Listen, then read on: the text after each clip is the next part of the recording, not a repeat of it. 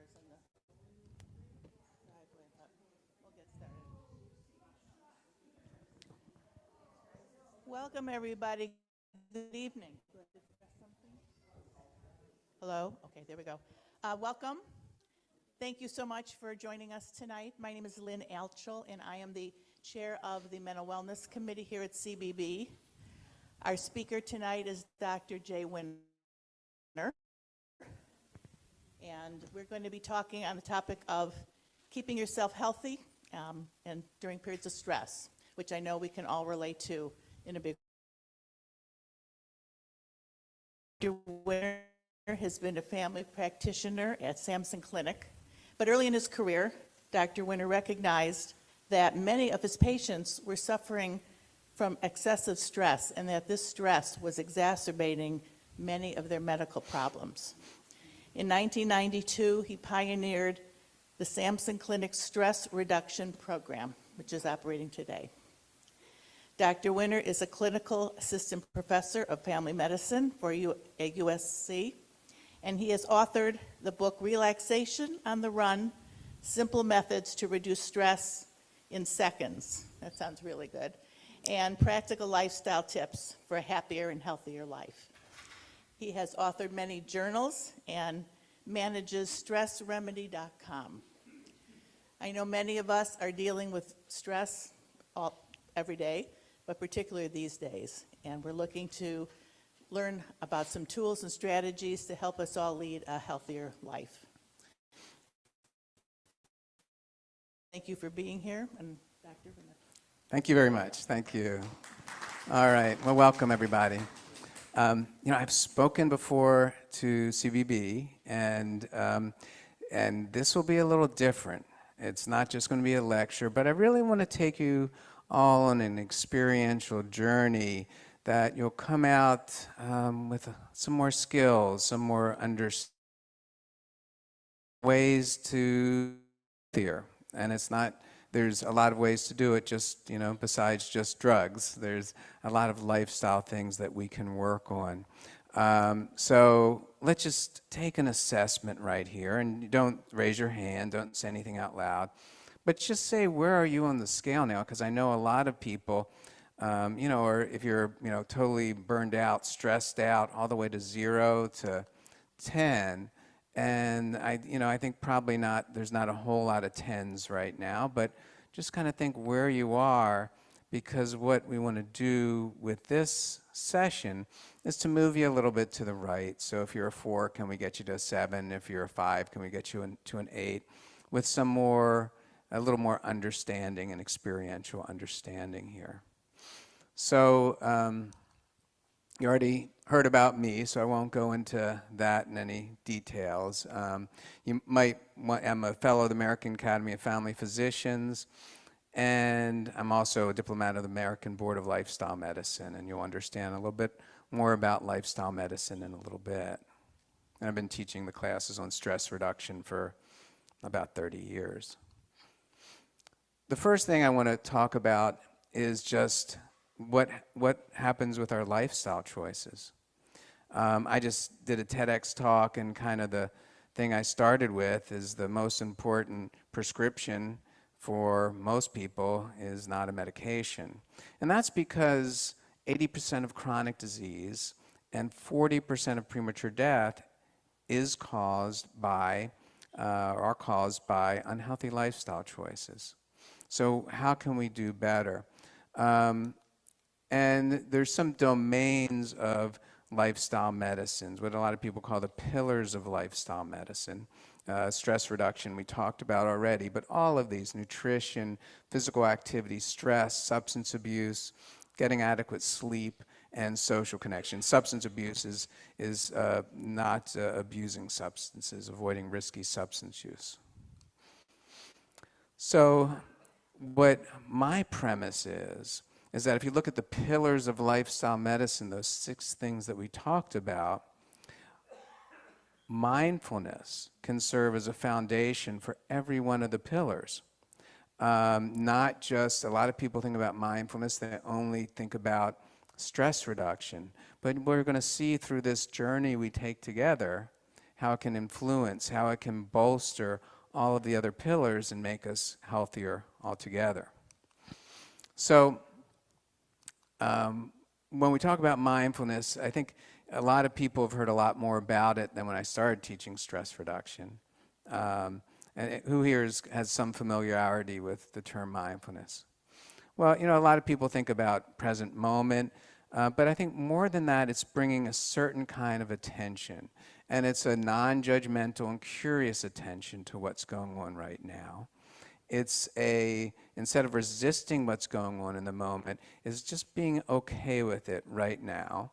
And there's this idea that we're not going to make the decision today to be mindful for the rest of our lives, that we need to keep remembering and bring ourselves back to being more mindful. So what I'm going to start with, just to get the experiential ball rolling, does anybody here not have a cup? Everybody has a cup? If anybody's at home watching on Zoom, if you can just grab some food item. We're using some raisins and some crackers. Maybe one thing that's, I've done this in the TEDx talks, I use a banana, and also something kind of crunchy is neat. So I'm going to take one myself, and what we're going to do is we're going to see how many of your senses you can involve when you eat. So the first thing I want you to do is take out the raisin, and we're going to look at it appreciatively like we look at artwork. So we're going to turn it and twist it and see that it's not uniform in shape, and get kind of really curious about it. And then let's go with the sense of smell. Let's take it to our nose and get a big smell, really tasting that aroma. And again, we're not trying to judge anything. We're trying to experience it as deeply as we can. We can feel what it feels like, texture in our fingers. Texture, you can feel it on your lip. And then you can feel the texture inside your mouth. You might feel the texture, and if you bite down, you're going to get just a little bit of juice come out. Feel the juice in there. See if you can just notice the intensity of that. Maybe a little bit more at the other. And each bite, just feel that juice kind of squeeze out, seeing the intensity. Again, you might have thoughts about it. Oh, this tastes good, not bad. So you can just allow all those thoughts to go by and just really kind of tune into that intensity. And then we've kind of explored sight, we've explored smell, texture, taste. I want you to look at the cracker. Pretty a lot more symmetric, right, than the raisin.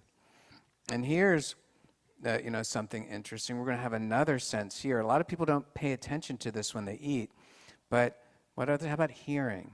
So take one bite and see what you hear. That might have been really loud on the speaker. I'm sorry about that. But isn't that interesting? Do you pay attention to that much? Probably not, right? So it's kind of an introduction to mindfulness and mindful eating. There's going to be one more sense I'm going to talk about. Anybody want to guess? Your sense of hunger. All right? Really important sense. It tells you when you should eat, and if you tune into it, it should tell you when to stop eating. A lot of times if people want to, watch their weight a little bit, we say stop eating just ahead of time when you're 80% full. Eat slowly. Even on these new fancy Ozempic medications, you can outsmart it if you eat fast and don't eat mindfully, and then you'll just be bloated. Whatever it is, it's just healthy to taste your food. So I'm using that both as the introduction of mindfulness, an introduction of how the pillar of mindfulness can be supported. The pillar of healthy nutrition can be supported by mindfulness. So you can see how many senses could we involve and really tune into not just thinking about it, but tasting is different than thinking about it. It's different than comparing, oh, this is different than when I had my other food, or it's not as good as this, or it's better than. It's just letting all that go and just really tuning into the senses. Now, who enjoyed that raisin more than your average raisin? Okay? And so when we eat mindfully, we tend to enjoy our food more. Why is that important? Because we realize that the enjoyment of food has at least as much to do with how we eat than what we eat. And that frees up our choices. It's not that, oh, I have to only eat what I've always eaten before, right? We can start choosing more wisely and make healthier choices. So another thing is now eating all of a sudden as a time to gobble down and be stressed out. It becomes a time to relax and a time to practice mindfulness. All these things are going to be time to practice mindfulness. So when you get to the busy day, you're overwhelmed, it's one thing after another, and you have a task to do, you remember, I'm just going to work on this email in front of me. I'm going to be focused on what I'm doing now because you've practiced the skill. One of the places was mindful eating. So I'm just going to mention briefly how to keep your body healthy. One of the ways is choosing healthier food. And that can be either with a whole food plant-based diet or a whole food plant predominant diet. Because this is really how you're going to decrease your risk of cardiovascular disease. So if you have the choice of now, okay, I know that I can eat mindfully, enjoy food more, I have more choice, so what are you going to eat? Ideally, half of what you eat is veggies and some fruit. Mostly veggies, some fruit. And that's going to fill up your stomach so a lot more, because the stomach's only about a quart in size, and if you just keep shoveling Big Mac and milkshake and fries, you can get 2,500 calories into that quart. But with kale, it's not going to be 2,500 calories, right? And then water's the main beverage. When you pick the grains, always pick the whole grains, like steel-cut oatmeal with some brown flaxseed in it. Instead of white rice, whole grain rice. Instead of white bread, whole grain bread, etc., quinoa. And then lots of beans. Beans are super healthy because they are high in protein, high in fiber. And nuts are really healthy. They are calorie dense, so if you want to lose weight, keep it to 1 serving a day, but include nuts and seeds. But just 1 serving if you don't want to gain weight. And then if you're kind of like, I'm not going vegan, I want to go to a plant predominant diet, not just a plant-based diet. There's also reason to do that too for our planet, and kind of feel like you're not contributing to more global warming, climate change, etc. So instead of eating lots of red meat, especially something like processed meat like bacon, you might be more often choose something like grilled fish. And instead of lots of cheese, instead of eating the whole cheese pizza, you might have a slice or two with a really big salad. So that's one of the ways that nutrition is going to be can help you decrease your risk of cardiovascular disease, and how mindfulness can strengthen that pillar. Let's talk about the news. I saw this quote on just some random post on Instagram, and I thought it was so good as we start talking about stress. It said turn of the news. Whoops, that's a typo. Off the news, go outside, breathe. You were never meant to carry the burden of the entire world. And I don't know who originally said that quote, but I got it from that Instagram person or account. But think about that. Were we evolved to bear the pain of 9 billion people, or all the people that we see? So I think that's one of the things we want to do in the beginning to deal with the stress is watch, you want to see enough news or read enough news that you're informed. But, it's so easy with the 24-hour news cycle, with things not stopped, to just get overwhelmed. So we stay informed, and we don't drive ourselves crazy, because if you don't take care of yourself, then, as they say every time you board an airplane, put on your own oxygen mask. You need to take care of yourself, because we weren't, again, evolved for that. So consider how you get your news. I think Cantor Mark talked about, for him, he's not going to watch hours and hours of video because it was just too hard for him emotionally. Watching, reading, it might be your cup of tea. So see how you want to dose the news for your own health. And I think partly we'll talk about this more. One thing I think that I can do when I think, oh, there's nothing I can do, is at least just not add to the hate in the world. And I think that might be a low bar, but that's something, is just not adding to the hate. So let's talk a little bit more about mindfulness and stress. This is what I've talked about a lot. And really, again, it's this moment-to-moment, non-judgmental awareness. Sometimes when I have people kind of get a clue on this, I say, imagine a peak experience for you. Like you were just watching a sunset at a beach, like a beautiful beach like this, and you wouldn't want to be anywhere else. It's just gorgeous. And you're thinking, wow, I'm at Henry's Beach. It's this beach, and that's why I had such a wonderful experience. It's living in this. But you realize that there might be somebody else looking at that same sunset being miserable. So there is something in the quality of attention that you're bringing to that. Some other person might be comparing it to another sunset, or they might just be so stressed out that they just really can't be present. They're thinking about work, thinking about news, etc. So what is that quality of attention? It's this mindfulness, this moment-to-moment, non-judgmental awareness with this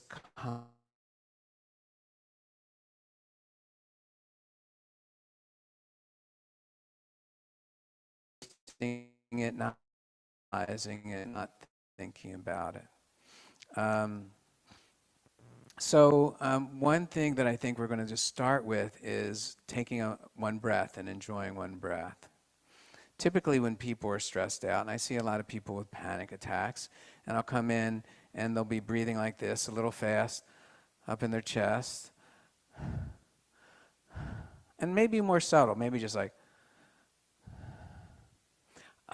and does that more relax, or when I use my diaphragm? The diaphragm is the muscle that's between, there we go.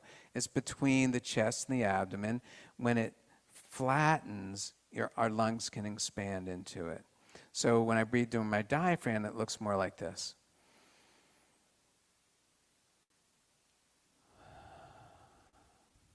Looks more relaxing, right? And in fact, when you breathe using your diaphragm, it stimulates the vagus nerve, and it does stimulate what we call the parasympathetic response, which is kind of the relaxation response. It feels unusual for some people to first get used to it. Right now, put your hand on your abdomen. Again, this will be an experiential journey for everybody. Feet flat on the ground. And see, you can have the air go into your lungs, but also have your abdomen expand. And back. And the other part of it, remember, it's mindful. So see if you can really tune into the sensation of the abdomen expanding or the air filling up your lungs. Again, just breathe in and out. Almost like you're luxuriating in just this one in-breath again, and this one out-breath.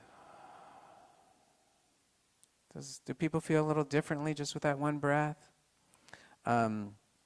So again, you're mindful, you're paying attention to it, and you're breathing using your diaphragm.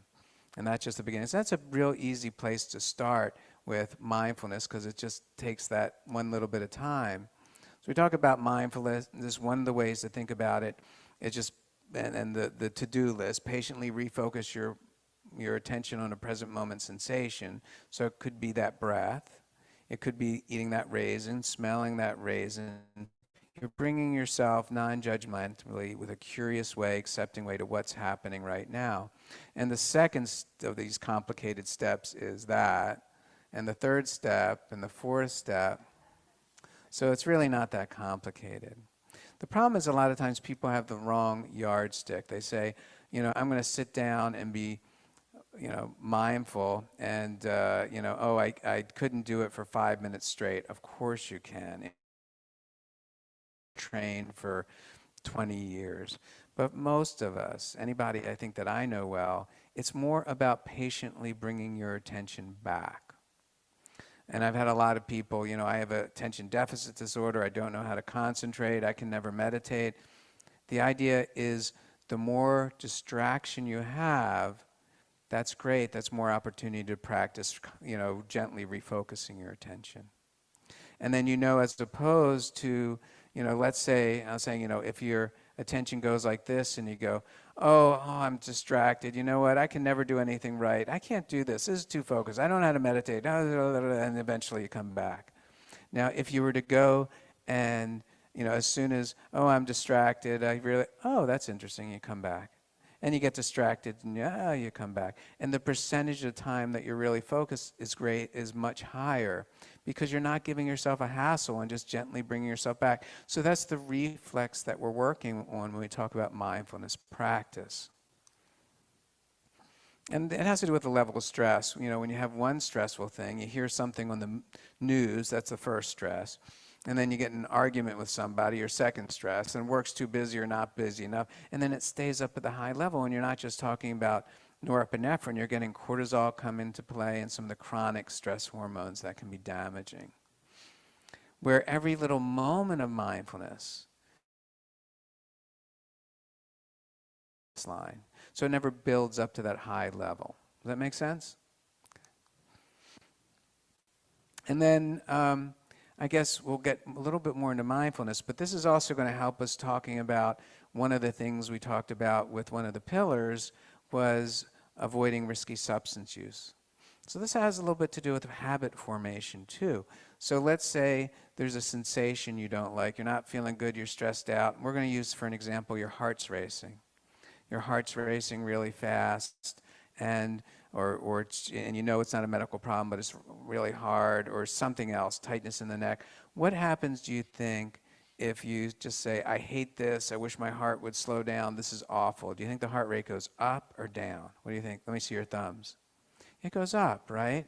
So the resistance fuels it. It's, sometimes you call the primary feeling or primary emotion, then the secondary emotion. And you can see how that could just get worse and worse and spiral. And then if you say, oh, it's all these things going on in my life, or it's my boss acting this way, or if it's whatever about the present moment, you're resisting that too, and that just makes it worse. So then what happens? Maybe your body has learned, for people that smoke, as they smoke a cigarette, they feel better. Why do habits work? Do habits work because people think, you know what, I know that smoking is really good.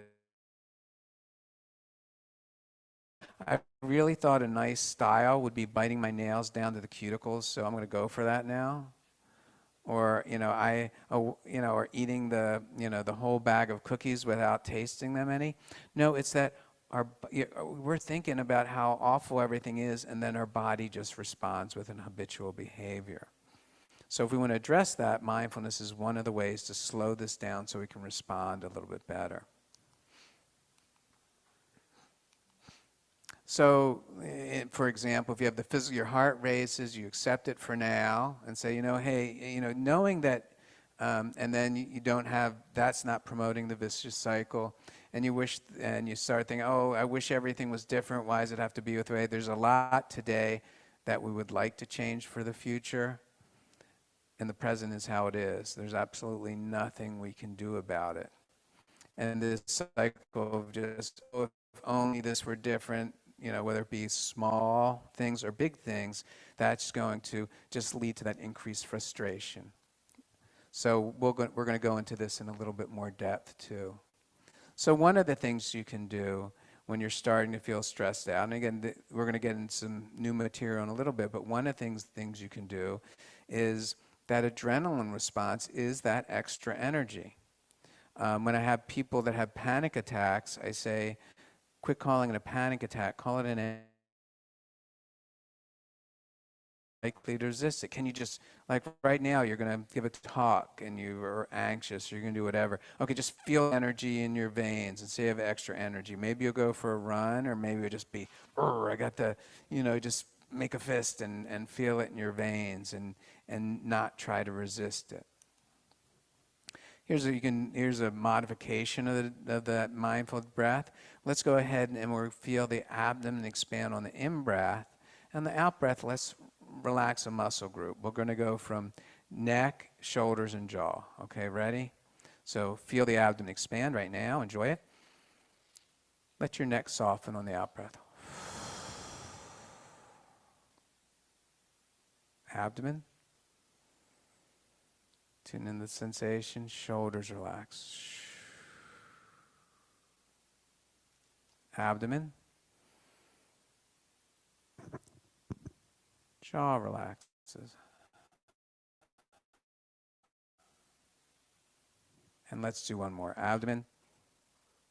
And allow muscles between your eyes to relax.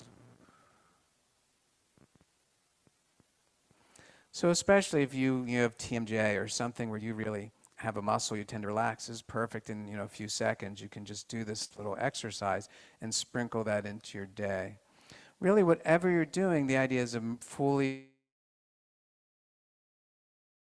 dishes. You wash one dish at a time, feel your hand on the warm water. Your mind gets distracted, you're bringing yourself back. Digging a hole, doing the emails, everything, you're focusing back on what you're doing right now and patiently refocusing yourself. Does that mean all thoughts are bad? No, we need our thoughts to function. Even daydreaming. I was going to show you a slide that I was kind of going for a run this morning in the shower, kind of daydreaming about something, and I came up with a new slide to show you guys. So that can be useful. That can be useful for creativity. So thoughts are not the enemy. It's just we want to change a relationship with our thoughts. So this is the perfect time. We're going to do a little bit of an experiential exercise now. So I want you all to just feet straight flat on the ground. You can put your cup down. Get just comfortable. And go ahead and this is allow your eyes to gently close if you're okay with that. And bring your attention to the sensation of this one in-breath, this one out-breath. And again, the in-breath and the out-breath. And if your mind wanders, just gently bring it back to the sensation of an in-breath and an out-breath. Allowing your abdomen, really tuning in. If you're comfortable with having your abdomen expand, tuning into your abdomen expanding and relaxing. If that feels unusual to you, you can just allow your breath to come naturally if that seems better to you. And feeling just one breath at a time, one full in-breath and one full out-breath. And if you have any body sensations, see if for now you can allow your body to feel whatever you feel. A little itch, a little discomfort. Sometimes we notice more when we're still and closing your eyes. If you have to move, you can. But see if you can just allow yourself, your body to feel how it feels without resistance, maybe getting a little curious.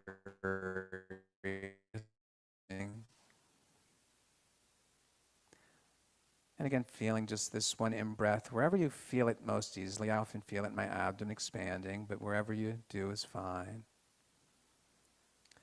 Now let's bring your attention to your left foot.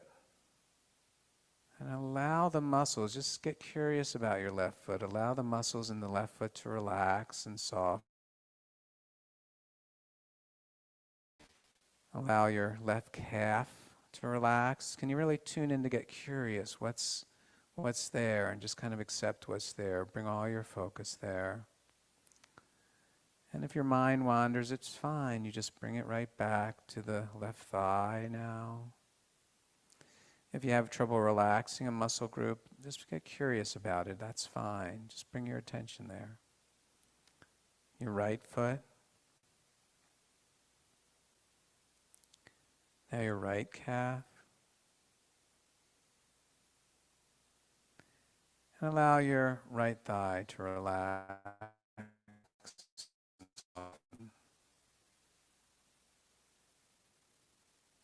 Allow your pelvis to relax.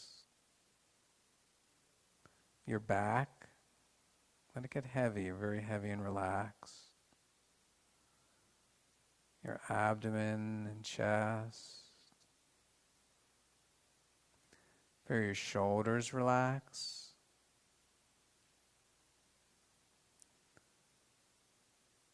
Let go of any thoughts and let your arms get heavy, your hands get heavy. And it's fine to have thoughts, but for this exercise, you welcome it and let it float by like a cloud. And feel your neck and let that soften, your throat,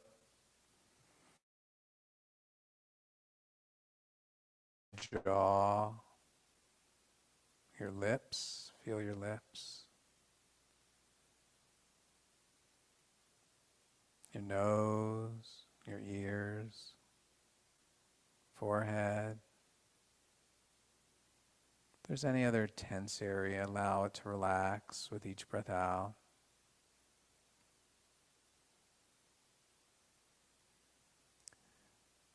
Now, can you get a sense of your whole relaxed body breathing, just feeling your whole body relaxed as you take an in-breath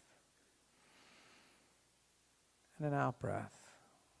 Maybe allowing yourself to sink into the chair with the out-breath, not resisting gravity.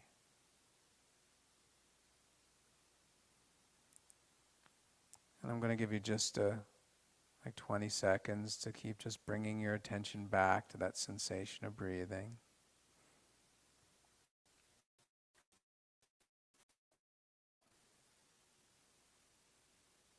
When it wanders, just gently bring it back.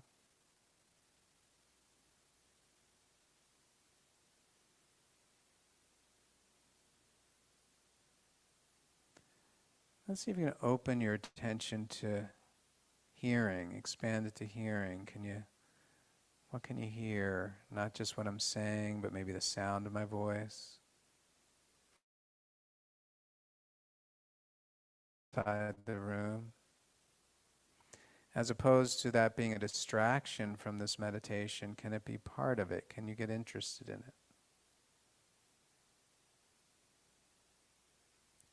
Let's do that for 15 seconds.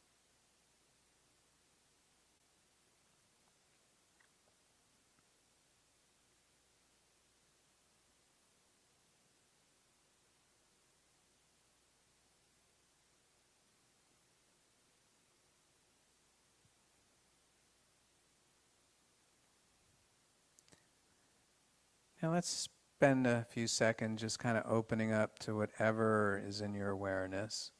So you might hear sounds, you might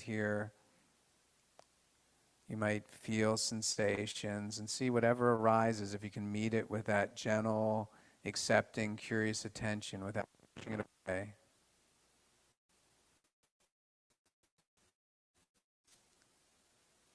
Just do that for just a short amount of time.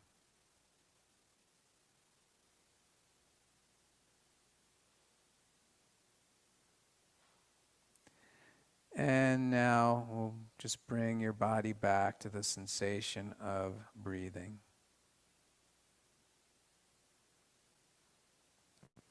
And your whole body breathing. And a little bit I'll ask you to open your another sense that you can be mindful about. Just seeing, can you see the room in kind of a new light, in a non-judgmental, interested way? And just we'll feel likely more relaxed. And when you're ready, allow your eyes to open.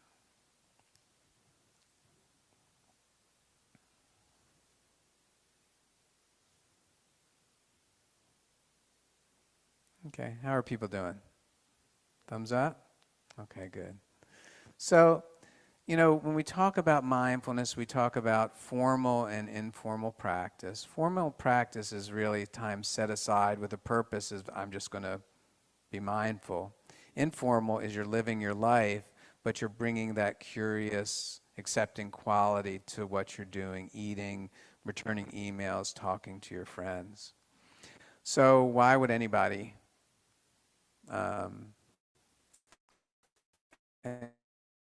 bother with meditation? Well, formal practice. One way, you're having trouble sleeping, that can be helpful there. It can be helpful if you want to be more awake, more focused. You can get into maybe a deeper relaxation than you would if you were just taking one breath. But the most important thing is it's a time to be aware of our thoughts, a time to practice overwhelm, and you have the, oh, I'm overwhelmed, I can't do this, that you know, okay, can I let that thought I'm overwhelmed go, and I can focus my full attention on doing this one task. So that's that important skill, that you're practicing that skill so you can apply it during your day. So what do we do here? We just start with some mindful diaphragmatic breathing, focusing on one breath at a time. We did a little body scan. And there's different types of meditation. You can focus on that back on a breath, body sensation, sound. You can do a repetitive word. You know, sometimes if I had trouble sleeping, I like the word one. It reminds me that it's just one breath at a time. Breathe in and say one, and breathe out. And if I'm right, the word one has a particular, since it's a Jewish, most of the people probably Jewish here, it has a particular significance in the Jewish religion, I think, and significance in other religions. So, however, whatever words, if you like a short prayer, you can use that as a mantra, whatever. You're just refocusing your attention. And then later, what I just gave you a tiny taste of is what we call mindfulness meditation, is you're really, as opposed to focusing, attention wanders, refocusing, attention wanders, you're not really guiding what you're paying attention to, but you're just remembering to pay attention in a full way. You got what I'm saying? So that is probably the most that replicates usual life the most. So that's something you can go and practice as well. So when it talks about insomnia, and I think when people are stressed out, that's one of the pillars, right? Is getting adequate sleep, and just having everybody on the planet on Ambien is probably not the best way to go, because a lot of medications have side effects. For sometimes they're appropriate, and I prescribe them when appropriate, but to have that as your only tool is not ideal. And the other thing is that we'll talk about sleep hygiene, but if I wake up in the middle of the night, when you start thinking, oh no, I better get to sleep or I'm going to be awful in the morning, you can let that thought go and think, oh wow, what a perfect time to meditate. I didn't meditate enough today. It's dark, it's quiet. Let's do that. You follow that one breath, your mind wanders, you follow that another breath, and you're more likely to fall asleep. So this is on strengthening that sleep pillar. And when it comes to sleep hygiene, here's some other cues. I think a lot of you probably know not to have a big cup of regular coffee right before bed. Probably stop at afternoon for most people. And avoiding heavy meals right before bed, regular exercise, maybe not right before bed. And only for sleep, sex, and meditation. Don't do, like if you are an accountant, don't take your laptop into bed with you and work on in the bedroom, because when you go and look at the bed and you go to the bedroom, you want it to kind of have a cue for your body to be a little tired, and usually don't even go into bed until you feel a little bit tired, and then you're more likely to fall asleep.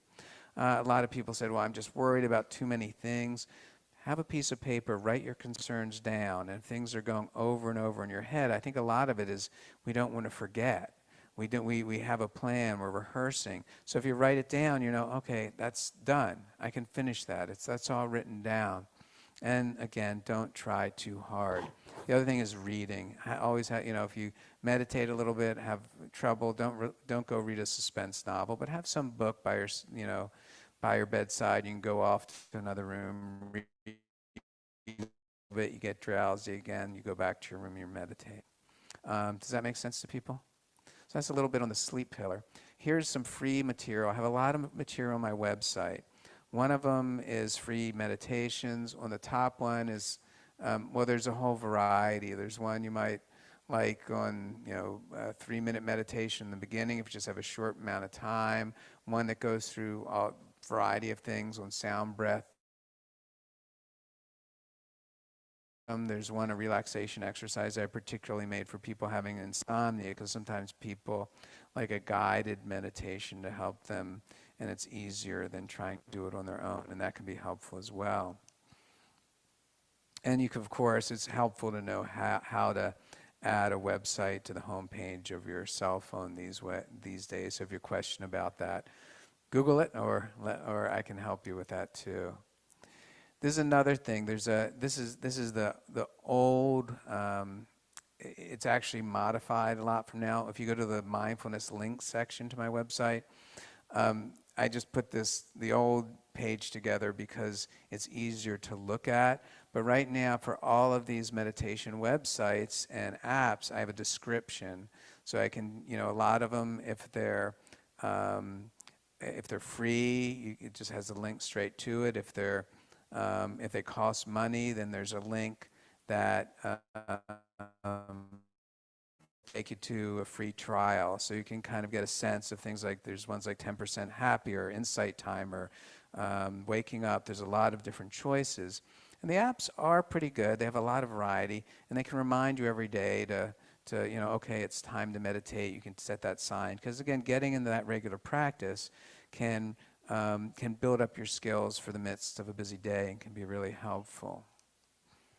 So what is mindfulness? Kind of a taste of it. Okay, it's kind of like a break from my busy day, but I think a better understanding, it's noticing your thoughts without believing your thoughts, because we all think crazy things, and then you can patiently bring yourself back. Say, oh, I can't do anything right. Okay, you could dispute that as an irrational belief, or you can just, oh, okay, there's that again, and you'd let it come and go without believing your thoughts. And I think when you get that skill of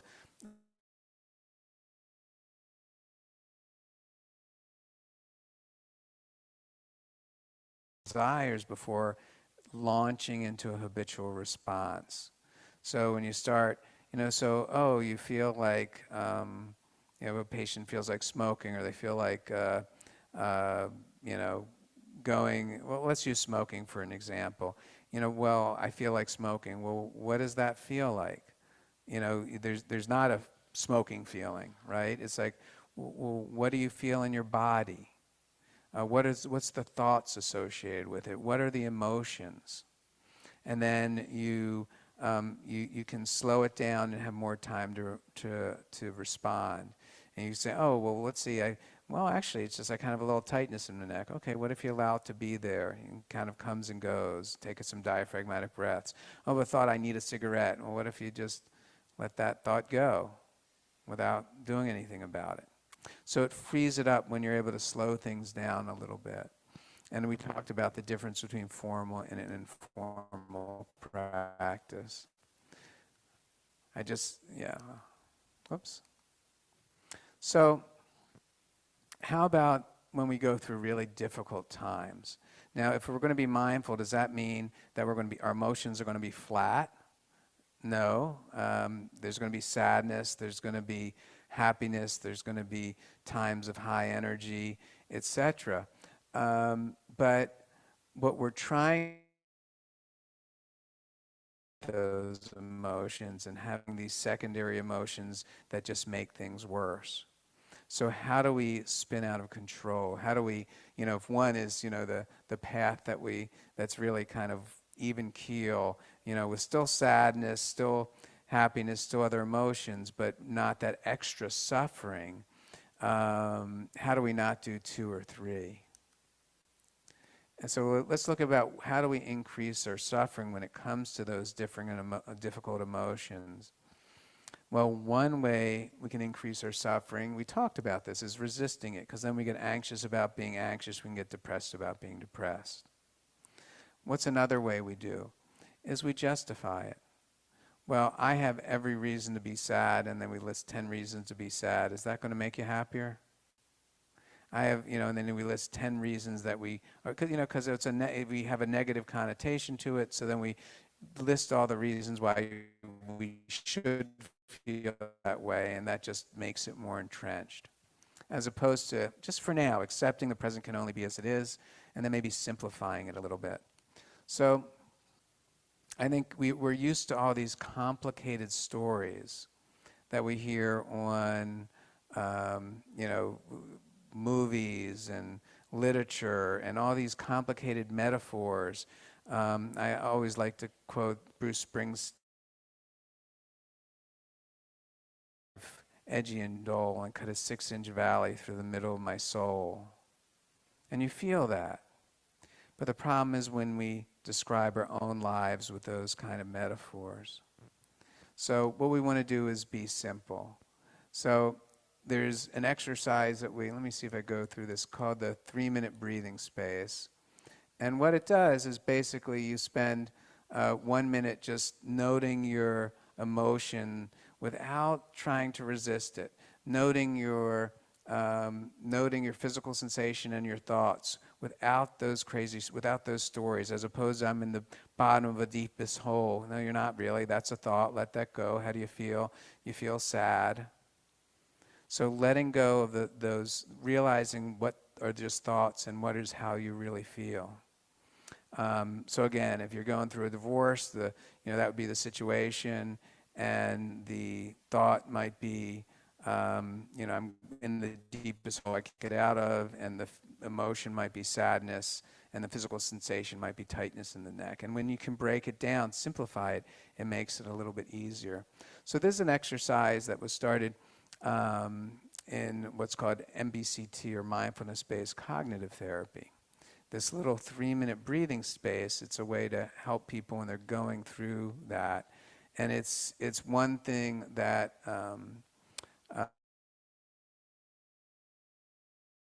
doing this MBCT course reduced the recurrence, as well as going on sertraline, something like 44%. So it can be effective, these short little exercises. Let's see, it's just 3 minutes. You guys want to do this one right now? Okay, let's have you close your eyes and just think what emotion you're having right now in simple terms: happy, sad, angry, relaxed, or high energy. See if you can just allow it to be there without changing it. What physical sensations are you having now?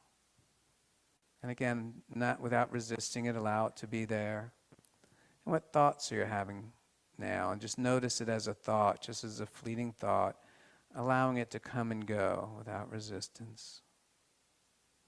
So allowing yourself to feel how you feel. Now spend just a minute feeling an in-breath and an out-breath.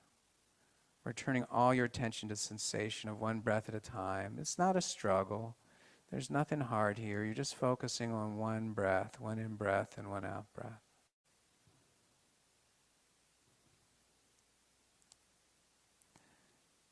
And when you're ready, expand your focus to feeling your whole body in the process of breathing. Breath and one out-breath, your whole soft body.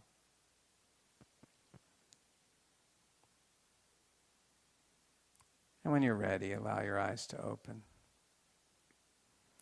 So I might even did a 2-minute breathing space. I think I rushed it a little bit, but you kind of get the sense of what you're doing, simplifying and accepting how you're feeling. That's the 11th exercise on StressRemedy.com. So again, if we look at, path number 2, as you start getting down and you start saying, you prolong it, the suffering, by saying, I hate feeling this way. Why do I have to feel this way? You justify it. Well, this and that happened, and and all of a sudden you're down for it, it exacerbates the feeling, or you're getting anxious, path number 3, and you say, oh my gosh, this is so difficult, I hate I'm feeling, why do I have to feel this way, why does the world have to be this way, what's going on, and then you get anxious about being anxious. So, and when you're thinking about the first path, it, again, is not being happy all the time. When my mom passed away, it was not a happy time, but it also felt a little bit spiritual. It felt that I was just there with my sister, and it was okay. Sad, but there wasn't the suffering of, oh no, this can't be happening. And I think you've all been through sad times, and maybe you've been through it with another person, and you hugged that person, and it was sad, but this was still okay. There was that connection. It felt like suffering. Yeah, does that make sense at all? So, and then when you path 4 is as soon as you start thinking, oh my gosh, why is this going on? And they say, okay, I'm going to bring myself back just to feeling this breath. So you still kind of deviate a little bit, but you're not spending a long time spinning out of control. Just like with meditation, you keep bringing yourself back. Let's shift gears, and we're talking a little bit, we didn't talk about the activity pillar. So physical activity, what is the recommended amount of physical activity? It's 150 minutes a week, and if you weight loss, it's going to be 250 to 300 minutes a week of aerobic activity. That's going to be a pace that's where you could, one easy way to do it is where you could talk but not sing. So a little bit out of breath. And then twice a week resistance. And consider stretching and balance exercises, particularly as you get older. And all of this can be mindfulness exercise. So, sometimes I'm kind of getting into the music. This morning, I just had a beautiful run, and I'm at Shoreline Park, and I'm feeling the wind on my face. I'm feeling each footstep. I'm hearing the sound of the breeze. I'm hearing the ocean. Just magnificent. So bringing yourself, you go for a hike. How many of you like to hike? Right? You keep tuning back into what do you feel? What do you hear? What do you sound? Bringing yourself back to the present. One of the things is setting up goals. I won't go into this too much, but we talk about SMART goals, making specific, measurable, achievable, relevant, and time-based goals to make this change. Let's see, how to make a good habit, making it fun, making it like a meditation, one thing at a time, making goals, making the cues obvious, like if you want to start running or walking, you put the walking shoes at the base of your bed, go to sleep in your running clothes. Although I hear that going to sleep with a jog bra isn't particularly comfortable, I don't know personally myself, but you could lay it out. You could join a group, join a team where the behavior is normal. Make it easy. Use technology to help. Again, if you want to have physical activity, a new habit, you want to make it into your schedule so you don't go to the end of the day and think, oh, do I want to exercise or not? Part of your day, put it in your schedule. If you have a habit that's unhealthy, you can replace it with a good habit. Eating crap that's calorie-rich, calorie-rich and processed food. That's what that stands for, in case you're wondering. And again, you're trying to quit smoking. I just talked to somebody about don't leave, or trying to quit eating junk food. Don't have it right in the front of the pantry. Don't buy it, and if your spouse buys it, see if you can hide it in the back of the pantry and have the healthy food on the table. And you can have a partner to help with accountability. Briefly, remember that this is your financial portfolio. It's not your life portfolio, which looks a little bit more like this. So Gratitude is really important when it helps to deal with stress. In Jewish religion, there's tons of prayer when it comes to gratitude, and that is for a reason.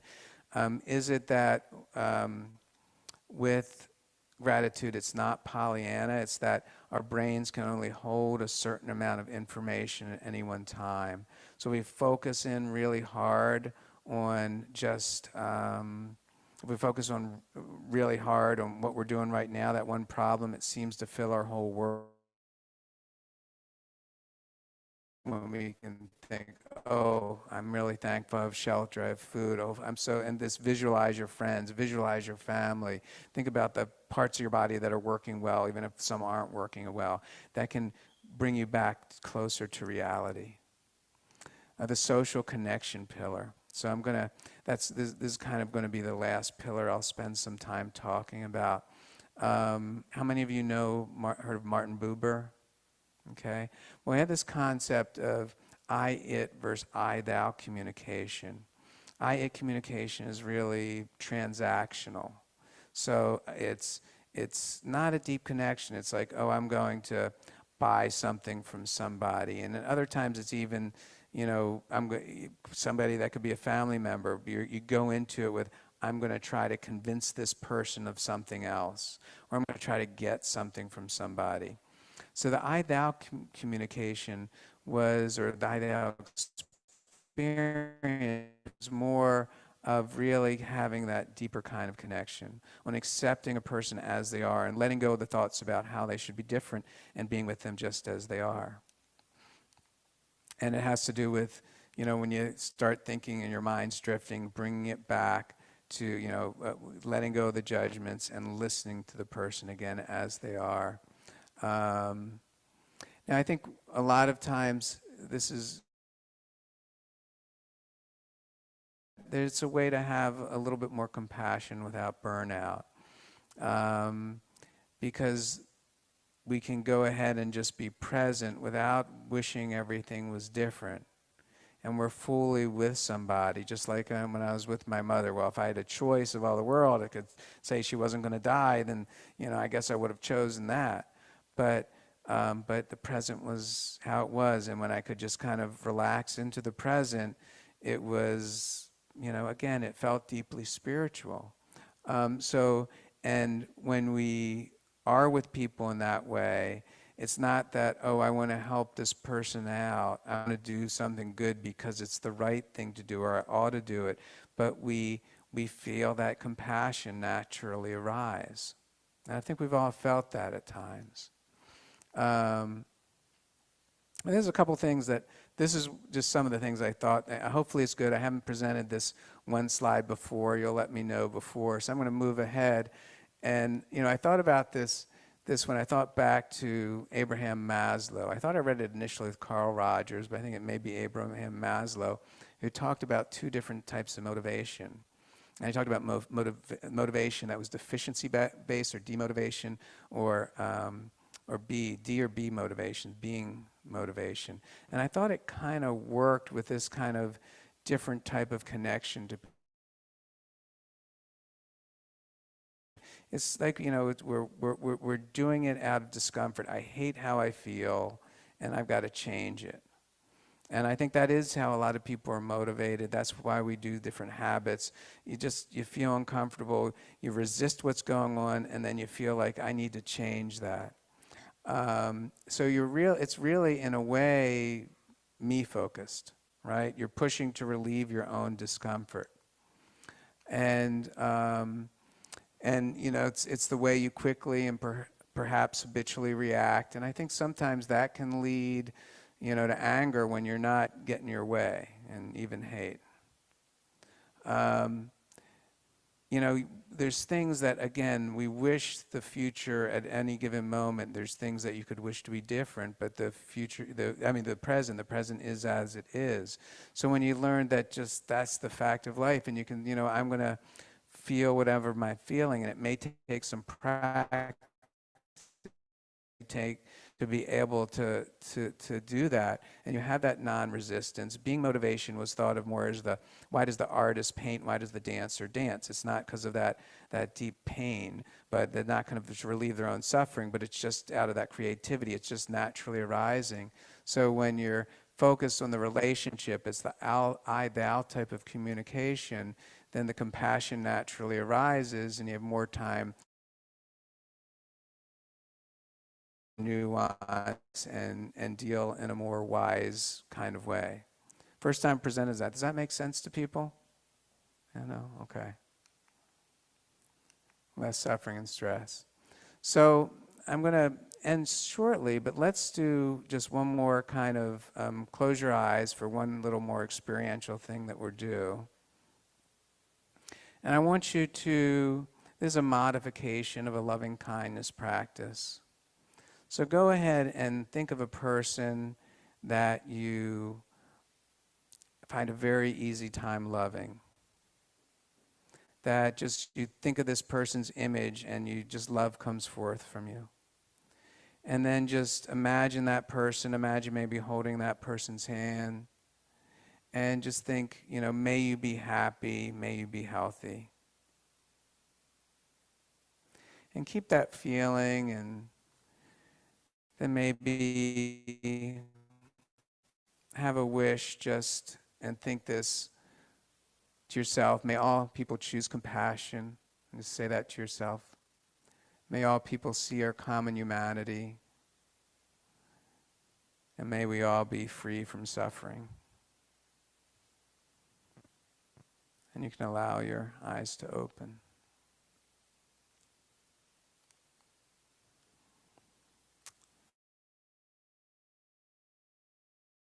Of a loving kindness practice that I think might be doable in this day and age, and may help us feel a little at ease.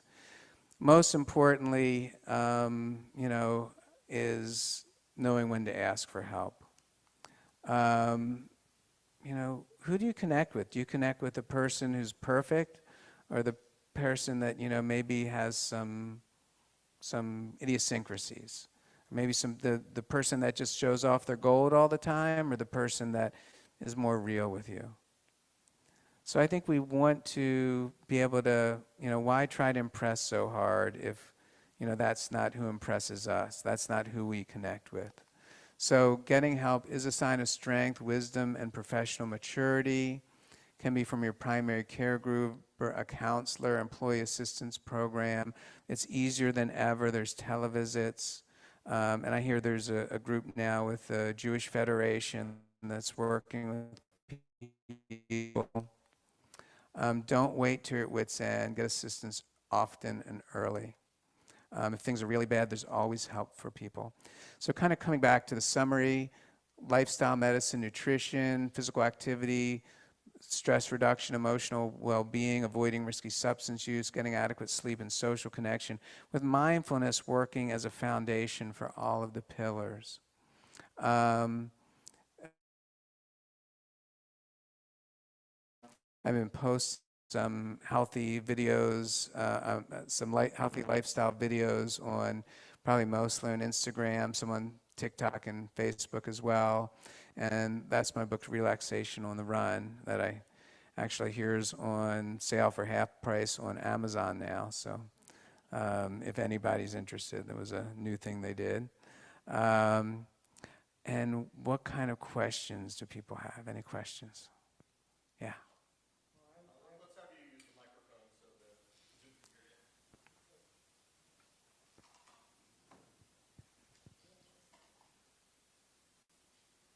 I think it's back there. Okay. I have a question and then kind of a comment. Sure. So my comment is, over many, many years, I've attended meditation, mindfulness sessions, I've read books, audios, I used to live, recently I moved from the Bay Area, I used to go to Spirit Rock, and went to sessions by Jack Kornfield, Tara Brach, and others, wonderful, leaders in the world of meditation and mindfulness. And And I always want to have a mindfulness practice, and it never happens. It never happened. And I believe in it on a regular basis. And it's very frustrating. That's sort of my comment. My question is, can you talk a little bit maybe about the relationship between meditation and hypnosis? Okay. So the question, well, as far as like anything else, the way to put it into your schedule is to schedule it usually, is to have it so you have a reminder on your phone go off, is to maybe you could join a group. You could have a partner that could check in with you. You could make it easy. You could have you could associate it with, right after I brush my teeth, this is what I do. You can make it not too hard. Make it 3 minutes. Make it 2 minutes, and then make it so that it's just short enough that it's enjoyable, so that when don't go. People go to Spirit Rock and it's a 10-day silent retreat. That's great, but then, if it seems like work, then that's hard. You make it, I'm really going to look forward to 2 minutes. Set it on your timer and just do 2 minutes, and then really enjoy 2 minutes, and then maybe make it 3 minutes, and then maybe make it 4 minutes if you want to. And the other thing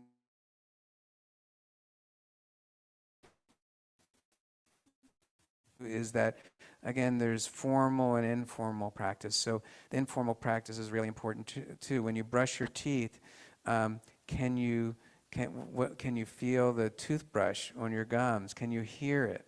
When you take a shower, just reminding yourself to feel the warm water. I mean, if we were not in modern society, a modern shower would be a miracle. And just feeling the warm water there, not being easy on yourself, being forgiving. It's okay. It's really okay that you don't do it, but making it so all of those things. Make it easy. Give yourself reminders, and maybe have someone check in with you if you know how to set reminders on your phone. And hypnosis. They can have some similarities, but what people do, it's really concentration-based.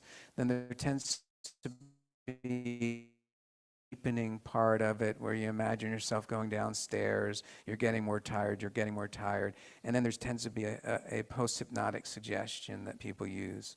Mindfulness is really not trying to take people away from reality, but it's bringing them more into a closer view of reality. It's getting more real, and it can be used to help you go to sleep.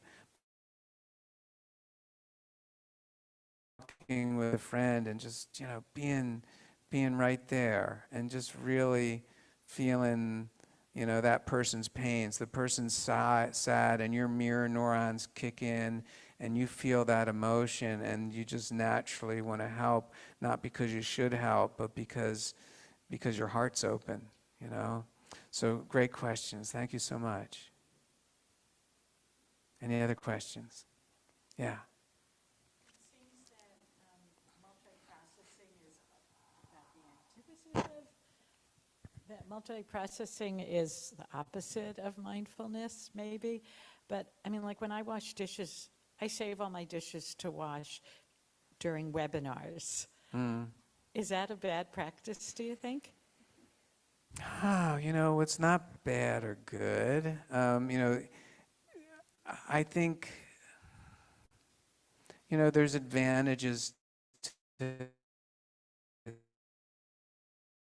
listen to music, and it gets me going.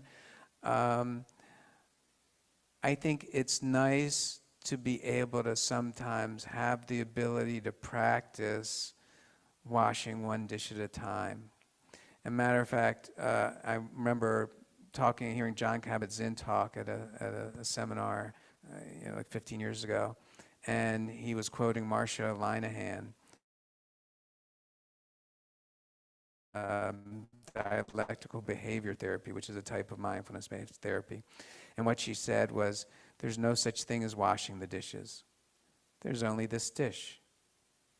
And I thought that was a great quote. So there is, and Thich Nhat Hanh always talked about a dishwashing meditation. Yeah, yeah. So why we hate washing the dishes? Because we want to get to dessert. So can I feel the warm water and look at and enjoy it? And what fuels suffering is this resistance. So we all have busy lives. I think there are times when we really want to do a podcast. Automatic pilot is something you're mindful. You're an automatic pilot. Automatic pilot is necessary, because otherwise, do we have to? We can talk with our friend as we drive. We can. To pay attention to be able to breathe. So I think everything in its place. I think for the fun of it, why don't you experiment? If you have some dishes tonight, and just do one dish at a time.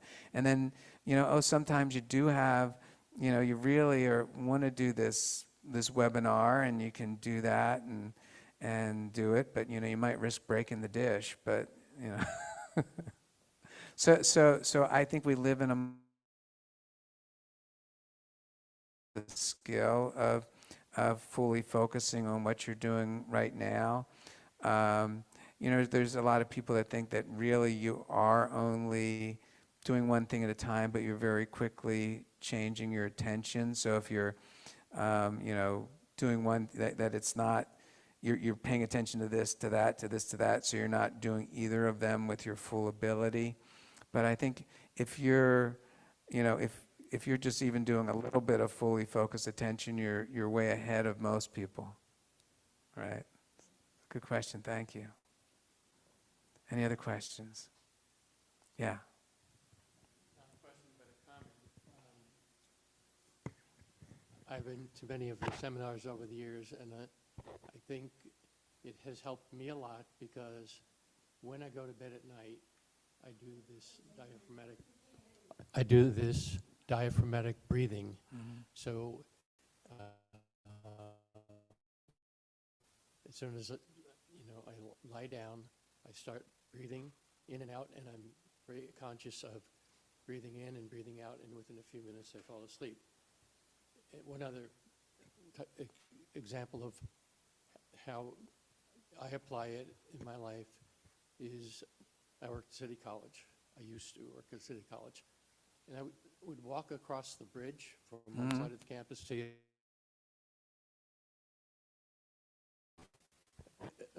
lectures. I learned to stop for a minute and just look and enjoy the view.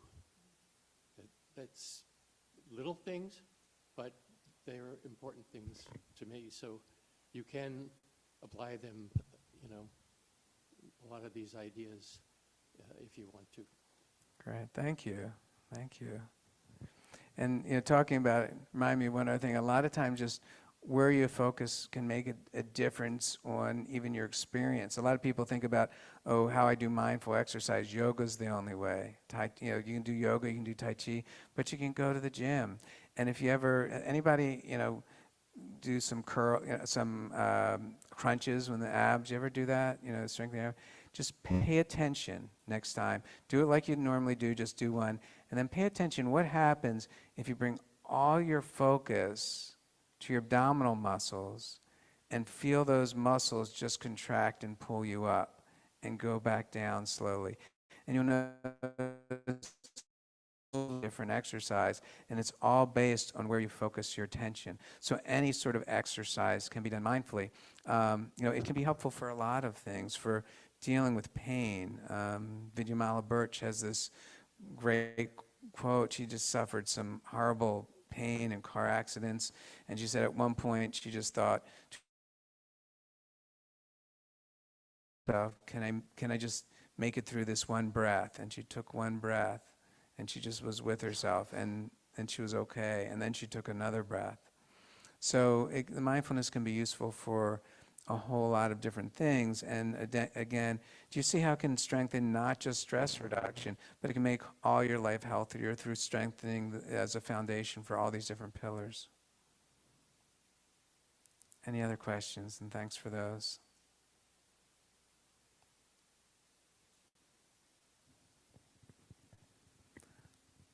All right. Well, here's another one. Go ahead.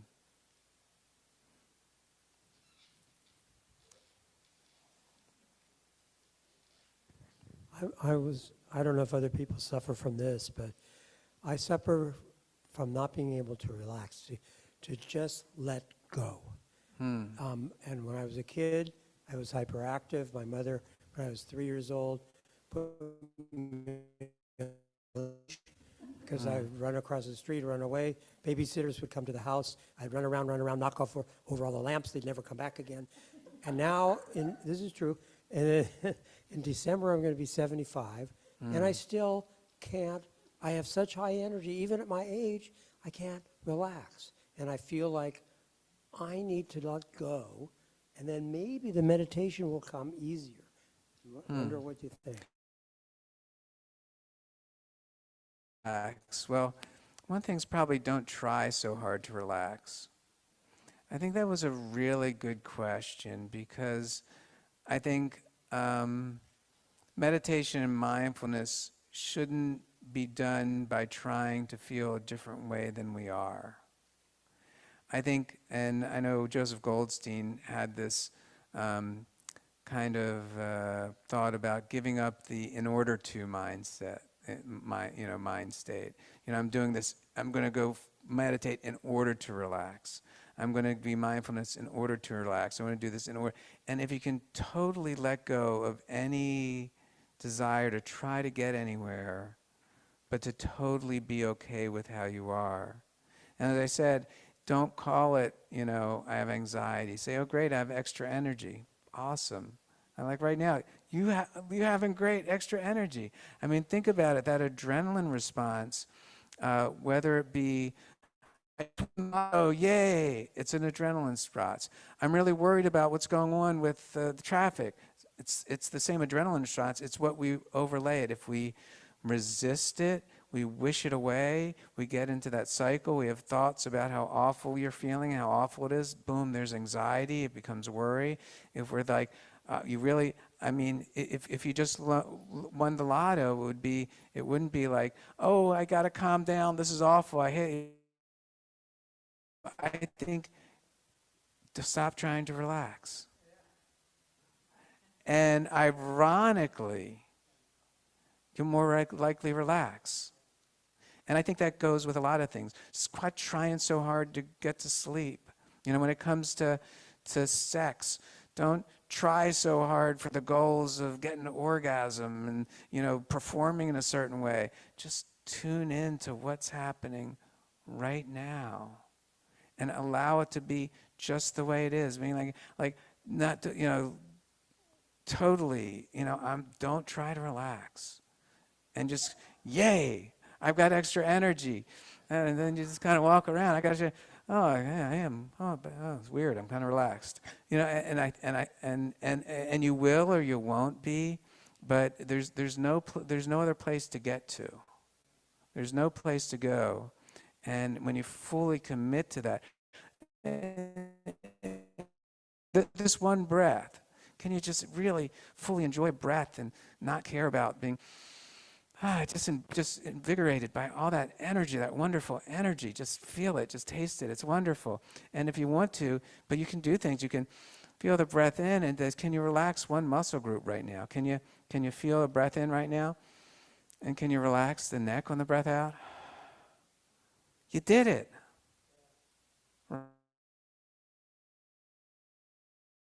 Critical thing that you can't relax, but I guess you just showed yourself you can relax a muscle group, and then if you give up that whole trying to get to somewhere, I think that would be wonderful. Beautiful question. Thank you. Thank you. I think you're next. Thinking about environments, because I know when I go down to the beach, the Hendricks, I can just stand there and I just feel my whole body melt in that environment. Oh, so the question was being in the environment. And I think that helps to relax. And I think that's just a really good point. Nature is, we do have a little bit of a nature deficit. So making sure we get out and be a little bit in nature. We have this wonderful nature in Santa Barbara. You know, get out to the beach, go for a walk, go for a hike, or even if you can just walk, you know, have a plant in your room if you're inside, if you can't get out. Go look outside the window. I think there is something about it's really nice if we can get a chance to do that and it's healthy. Good point. Thank you. Is there a question back there? Yeah.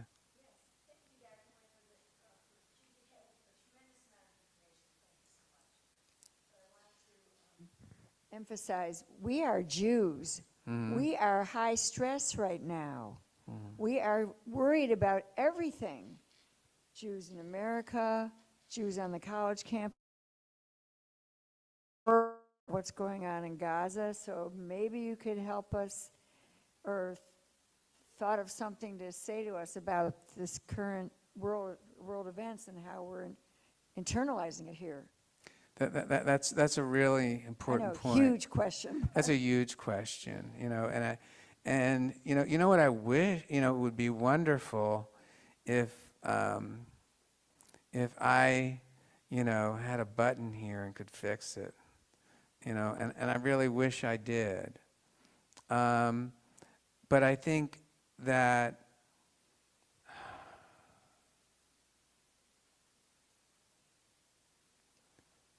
I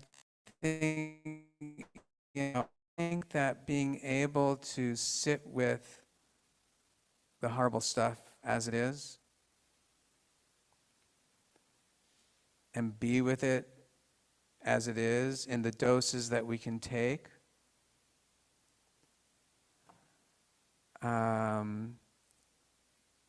will give us a point, and that was what my slide was before, will give us a point that we can react out of compassion and not quickly just add more hate to the world. You know, I kind of think that one of the things I thought about dangerous thing, is it heart disease, is it cancer, you know, what's the most dangerous thing? And I think in a way it might be hate, because hate has the possibility of just destroying our whole world, blowing up our whole world in reality. So I think, to me, just knowing that I'm not adding to that is helpful.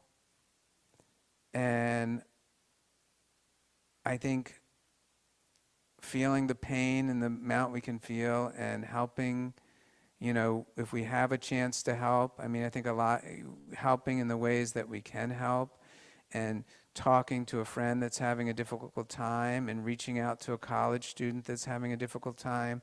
I think sometimes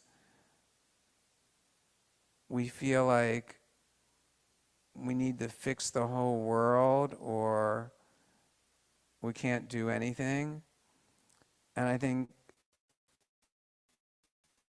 able to reach out in, you know, to help one person, and maybe help one person maybe with something even else, just being helpful in some way helps us too.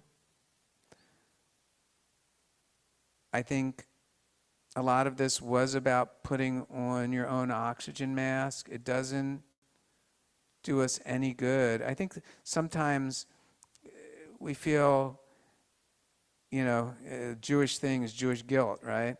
And we feel like, you know, how I'm going to help is by feeling terrible. And, you know, and it doesn't really help anybody. But if you take care of yourself, you say, you know, okay, I'm going to get my regular exercise, I'm going to take care of my own health, I'm going to be more there. I'm going to say, you know, I feel strongly about this organization and I'm going to contribute to this organization financially.